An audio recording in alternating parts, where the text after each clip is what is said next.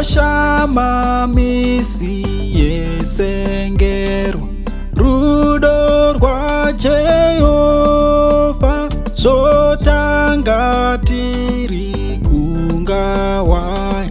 dzakarasa gwara wandida wandida wandida zviro kwazvo zvowakafira pamuchinjiko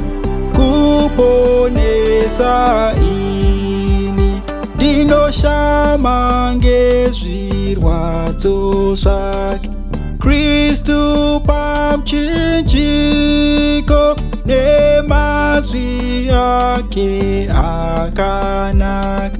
kune mhandu dzake wandida wandida wandida zviro kwazvo zvowakafira pamuchinjiko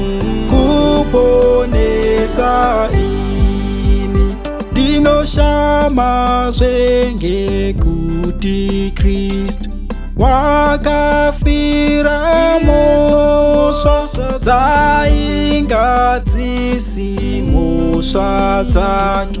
asi dzedu wandida wandida wandida zviro kwazvo zvowakafira pamuchinjiko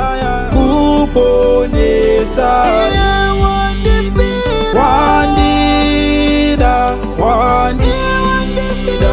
wandida zviro kwazvo zvowakafira pamuchinjiko kuponesa ini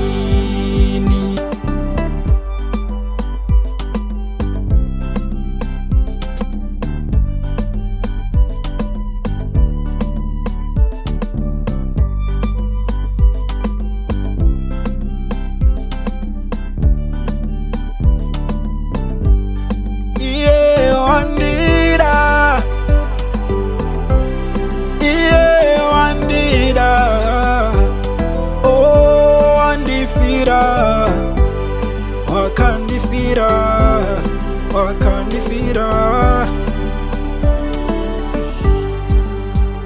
ndinoshama zvengeruponeso rwakaitwa ndiye zvitadzo zvangu ndakapfuma ndikasunungurwa wandida wandida zviro kwazvo zvowakafira pamuchinjiko kuponesa ini ndinoshama